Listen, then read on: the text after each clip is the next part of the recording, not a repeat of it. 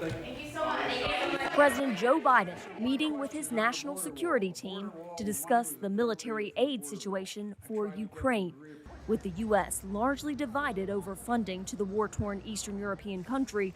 Biden plans to speak directly to the American people in a speech emphasizing that supporting Ukraine is the right thing to do and the best strategy for U.S. interest.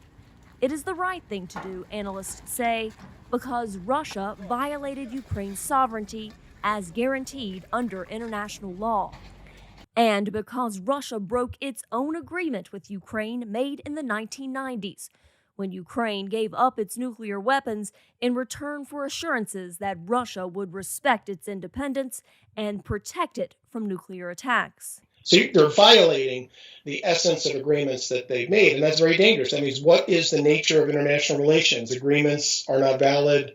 Principles of the UN Charter are not valid. We're left with sort of the law of the jungle.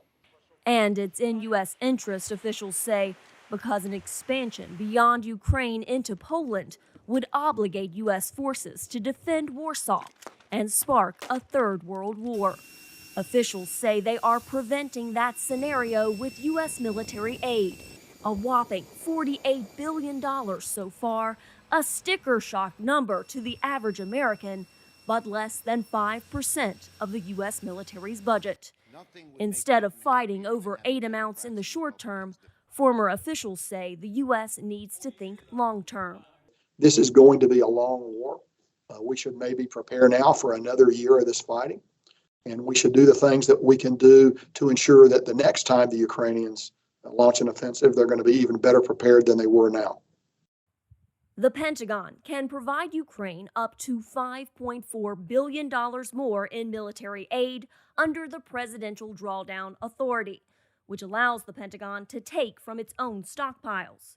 There's $1.6 billion left to replenish the Pentagon's weapons stockpiles, and no money left to provide Ukraine with long-term security needs under the Ukraine Security Assistance Initiative. We have enough funding to last for a bit longer, from a Department of Defense standpoint, and you'll see this next week at the UDCG.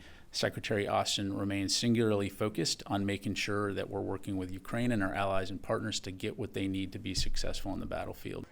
Secretary of Defense Lloyd Austin will host another Ukraine Defense Contact Group for Ukraine's allies in Brussels next Wednesday.